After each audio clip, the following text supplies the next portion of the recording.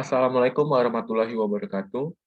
Alhamdulillahirrabbilalamin. Wabihi nasta'in wa ala umuri dunya waddin. Wassalatu wassalamu ala asyrofil anbiya'i wal mursalin. Wa ala alihi wa sahbihi ajma'in. Amma ba'du.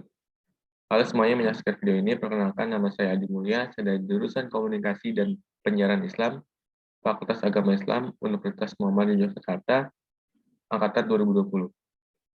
Dengan NIM 20200700129. Di video kali ini saya akan menjelaskan tentang muhasabah membangun pribadi yang sehat. Oke, kita masuk saja langsung ke pendahuluan. Manusia diciptakan oleh Allah Subhanahu wa taala untuk menjadi khalifah di muka bumi. Tugas dari khalifah adalah untuk merawat dan memanfaatkan alam, dan juga untuk beribadah kepada Allah Subhanahu wa taala. Selain itu juga, manusia merupakan makhluk yang sempurna daripada makhluk lainnya yang Allah ciptakan, karena manusia memiliki kemampuan yang tidak dimiliki oleh makhluk lainnya. Contohnya seperti kemampuan berbicara, kemampuan untuk belajar ilmu pengetahuan, kemampuan untuk membuat sesuatu, dan lain sebagainya. Pada dasarnya, manusia di bumi ini dibagi menjadi dua kepribadian. Ada yang memiliki pribadi yang sehat, dan juga ada yang memiliki pribadi yang tidak sehat.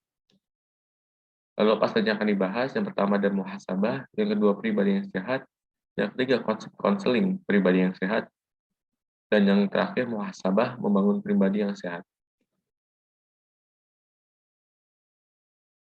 Muhasabah. Secara etimologis, muhasabah adalah bentuk masdar dari kata hasaba yuhasib, yang kata dasarnya hasaba yahsubu, yang berarti menghitung. Dalam tasawuf, muhasabah dapat diartikan sebagai upaya menghitung diri, evaluasi, atau introspeksi diri. Dengan kata lain, muhasabah merupakan cara seseorang untuk menilai diri sendiri atas segala perbuatan yang telah berbuat. Menurut Imam Al-Ghazali, muhasabah berarti merinci perbuatan yang telah lalu dan yang akan datang. Berdasarkan ijma ulama, muhasabah hukumnya wajib dan menuntut untuk berpegang teguh kepada kitab Allah atau i'tisam, dan juga istiqomah atau lurus dan teguh. Perbedaan antara i'tisam dan istiqomah yaitu i'tisam artinya berpegang teguh kepada kitab Allah Subhanahu wa taala dan memperhatikan batasan-batasannya, sedangkan istiqomah bermakna tegak lurus dan tidak condong kepada salah satu ujung dari hal-hal yang dijadikan pegangan. Menurut Ibnu Qayyim al-Jauziyah, muhasabah sendiri dibagi menjadi dua macam, yaitu sebagai berikut. Yang pertama, muhasabah sebelum beramal. Muhasabah sebelum beramal maksudnya sebelum melakukan sesuatu harus dipikirkan terlebih dahulu. Jangan langsung melakukan perbuatan yang tidak dipikirkan terlebih dahulu, supaya dapat terhindar dari perbuatan yang dapat menimbulkan keburukan. Jadinya peran akal dan hati sangat berpengaruh atas perbuatan apa yang akan dilakukan. Yang kedua, muhasabah setelah melakukan perbuatan. Muhasabah ini sendiri memiliki tiga jenis yang berbeda, yaitu yang pertama, introspeksi ketaatan berkaitan dengan hak Allah yang belum sepenuhnya ia lakukan, dan introspeksi apakah sudah melakukan ketaatan pada Allah sebagaimana yang dikehendaki Allah Subhanahu wa taala atau belum. Yang kedua, introspeksi terhadap perbuatan yang mana meninggalkannya lebih baik daripada melakukannya. Dan yang ketiga, introspeksi tentang perkara yang mubah atau boleh atau sudah menjadi kebiasaan. Mengapa mesti dilakukan? Apakah ia mengharapkan wajah Allah dan negeri akhirat sehingga ia akan beruntung dan tidak rugi. Selain itu, menurut Ibnu Qayyim, muhasabah memiliki pengaruh dan manfaat yang luar biasa, antara lain yang pertama, mengetahui aib sendiri, yang kedua, kritik pada dirinya dalam menunaikan hak Allah SWT, yang ketiga, membantu lebih dekat kepada Allah SWT, yang keempat, memperbaiki hubungan di antara sesama manusia, yang kelima, terhindar dari sifat munafik, dan yang keenam, semakin terbuka pintu ketundukan kepada Allah SWT. Dalam Al-Quran, muhasabah atau introspeksi diri disebutkan dalam beberapa ayat. Di antaranya ada di dalam surat Al-Hasyr ayat 18 dan di dalam surat At-Taubah ayat 126.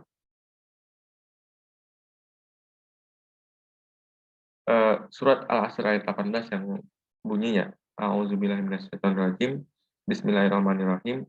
Ya ayyuhalladzina amanu taqullaha wal tanzur nafsum ma qaddamat liqad wattaqullaha innallaha khabirum bima ta'malun. Yang artinya, wahai orang-orang yang beriman, bertakwalah kepada Allah dan hendaklah setiap orang memperhatikan apa yang telah diperbuatnya untuk hari esok atau akhirat. Dan bertakwalah kepada Allah, Sungguh Allah Maha mengetahui apa yang kamu kerjakan. Surat Al-Hasyr ayat 18. Dalam ayat di atas tersebut menjelaskan bahwa setiap perbuatan yang akan dilakukan nanti harus diperhatikan terlebih dahulu agar mendapatkan keselamatan di akhirat nanti. Dengan memperhatikan terlebih dahulu perbuatan yang akan dilakukan nanti, manusia dapat terhindar dari perbuatan yang dapat merugikan dirinya atau bahkan orang lain. Ditambah lagi, dengan melakukan muhasabah, manusia dapat memiliki tujuan hidup dan target yang ingin dicapainya di masa depan. Bermuhasabah sangatlah penting bagi setiap muslim atau atas perilaku yang telah diperbuatnya. Ditambah lagi, Allah memerintahkan setiap manusia untuk bermuhasabah supaya manusia bisa mempersiapkan diri dalam menghadapi kematian. Dengan bermuhasabah, manusia dapat mengetahui kesan-kesan apa yang telah diperbuatnya selama dia hidup dan dapat mengukur seberapa besar kesalahan yang telah diperbuatnya. Dengan mengetahui kesalahan-kesalahannya, manusia dapat mengambil pelajaran dari kesalahan-kesalahan tersebut dan dapat memperbaiki kesalahan-kesalahannya. Sehingga dengan begitu dapat meringankan hisabnya ketika di akhirat kelak. Dikutip dari perkataan Khalifah Umar bin Khattab, ia berkata, hisablah diri kalian sebelum kalian dihisab. Selanjutnya, pribadi yang sehat. Manusia merupakan makhluk ciptaan Tuhan yang paling istimewa yang dilengkapi dengan daya nalar atau akal budi dan sekaligus rasa emosinya. Selain itu, manusia diciptakan dengan memiliki kepribadian. Kepribadian dalam studi keislaman lebih dikenal dengan istilah syakhisiyah. Syahsiyah berasal dari kata syahsun yang berarti pribadi. Kata ini kemudian diberi nisbat sehingga menjadi kata benda buatan syahsiyat yang berarti kepribadian. Secara psikologis, kepribadian adalah jumlah dari keseluruhan unsur-unsur biologis, dorongan, kecenderungan, keinginan-keinginan, dan naluri-naluri individu, dan juga disposisi-disposisi serta kecenderungan yang berasal dari pengalaman. Jika menurut psikologi Islami, kepribadian adalah integrasi antara sistem kolbu, akal, dan nafsu manusia yang menimbulkan tingkah laku. Kepribadian manusia tidak terbentuk secara langsung, tetapi terbentuk melalui proses kehidupan yang panjang. Jadi, sangat alami apabila di dalam diri manusia masih terkandung adanya pergulatan antara kebaikan dan keburukan, antara keutamaan dan kehinaan, dan lain sebagainya. Kepribadian manusia terbentuk karena banyak faktor, contohnya seperti faktor diri sendiri, pendidikan, orang tua, ataupun lingkungan sekitar. Kepribadian yang harus dimiliki oleh setiap manusia adalah pribadi yang sehat. Pribadi yang sehat adalah seseorang yang mampu mengatur diri dalam hubungannya dengan diri sendiri, orang lain, dan lingkungan sosial. Selain itu juga, pribadi yang sehat adalah pribadi yang mampu menjaga kesehatan tubuh dan mampu merawat tubuh dengan baik. Pribadi yang sehat juga mampu menjaga pikiran untuk selalu berpikiran yang positif, tidak yang negatif. Dalam Al-Quran, pribadi yang sehat adalah pribadi yang mampu mengatur diri dalam hubungannya dengan Allah SWT. Pribadi yang sehat tidak lepas juga dari kesehatan mental. Apabila seseorang memiliki pribadi yang sehat, pastinya juga memiliki mental yang sehat. Namun, apabila seseorang memiliki pribadi yang tidak sehat, tentunya kesehatan mentalnya juga tidak sehat.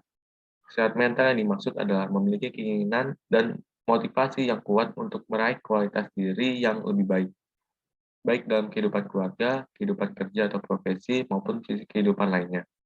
Pribadi yang memiliki mental yang sehat terhindar dari stres yang berlebihan, depresi, ataupun keinginan untuk bunuh diri. Kesehatan mental terkait dengan beberapa hal, seperti bagaimana seseorang berpikir, merasakan, dan melakukan berbagai situasi kehidupan yang dihadapi sehari-hari.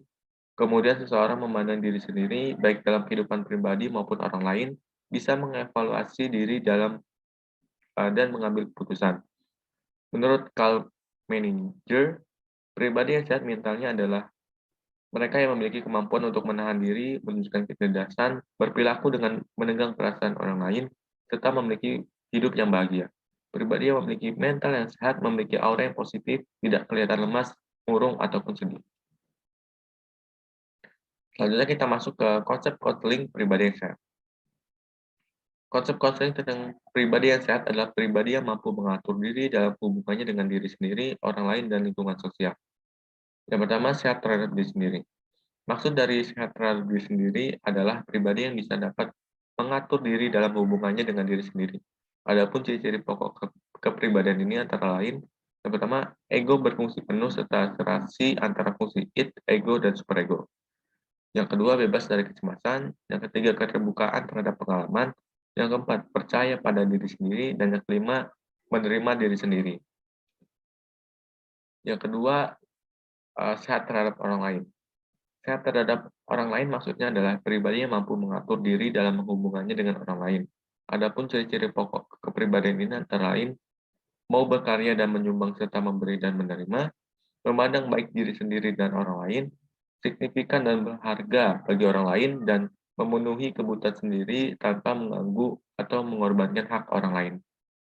Selanjutnya, sehat terhadap lingkungan sosial. Sehat terhadap lingkungan sosial maksudnya adalah pribadi yang dapat mengatur diri dalam hubungannya dengan lingkungan sosial. Adapun ciri-ciri pokok kepribadian ini antara lain dapat membangun hubungan yang baik dengan lingkungan sekitar, dapat menciptakan lingkungan yang kondusif, dan dapat belajar dari lingkungan sosial. Selanjutnya kita masuk yang penjelasan terakhir tentang muhasabah membangun pribadi yang sehat. Salah satu cara untuk dapat membangun pribadi yang sehat adalah dengan muhasabah. Apabila seseorang ingin berubah menjadi pribadi yang lebih baik lagi, pastilah ia harus mengintrospeksi diri terlebih dahulu, supaya dapat mengetahui kesan-kesan apa yang sering dilakukannya. Selanjutnya, setelah ia mengetahui kesalahan-kesalahannya, ia dapat meninggalkannya dan melakukan perbuatan-perbuatan baik. Metode muhasabah merupakan metode mawas diri, di mana metode ini lebih mengedepankan hati nurani untuk mengetahui baik buruknya perilaku dan juga sebagai tanggung jawab perilaku. Menurut Imam Al-Ghazali, ada 6 tahapan yang harus dilakukan dalam bermuhasabah. Yang pertama, musyarotoh, penetapan syarat. Dalam tahapan ini, akan menetapkan syarat kepada jiwa untuk selalu berada pada jalan yang diridhoi oleh Allah dan Rasul-Nya. Tahapan ini sangat penting karena setiap perbuatan yang dilakukan awalnya berasal dari akal. Apabila akalnya sakit, pasti jiwanya akan ikutan sakit. Tapi apabila akalnya sehat, pasti jiwanya akan sehat juga. Yang kedua, muraqabah atau diawasi. Maksud dari muraqabah adalah upaya diri untuk senantiasa merasa bahwa dirinya selalu diawasi oleh Allah. Dengan selalu merasa bahwa dirinya selalu diawasi oleh Allah, membuat diri tidak berani untuk melakukan perbuatan-perbuatan yang buruk, karena ia merasa ada yang mengawasinya. Yang ketiga, muhasabah. Pada tahap ini, seseorang mengintrospeksi dirinya sendiri atas perbuatan-perbuatan yang telah dilakukan saat dahulu. Diharapkan dari muhasabah tersebut dapat menghindari perbuatan-perbuatan yang dahulu pernah dilakukan, yang mana perbuatan tersebut berdampak buruk pada dirinya sendiri. Yang keempat, ma'aqobah atau diberi sanksi. Setelah melakukan muhasabah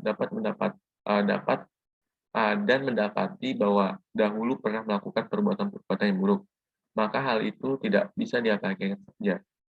Jika diabaikan jika diabaikan begitu saja, maka perbuatan-perbuatan yang buruk tersebut dapat terulang kembali.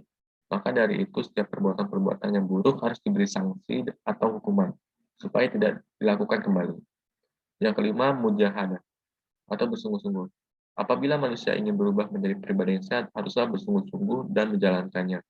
Hal yang paling berat dalam berubah menjadi pribadi sehat adalah konsistensi. Maka dari itu, haruslah memiliki keinginan yang kuat dan bersungguh-sungguh dalam menjalankannya. Jangan berhenti di tengah jalan.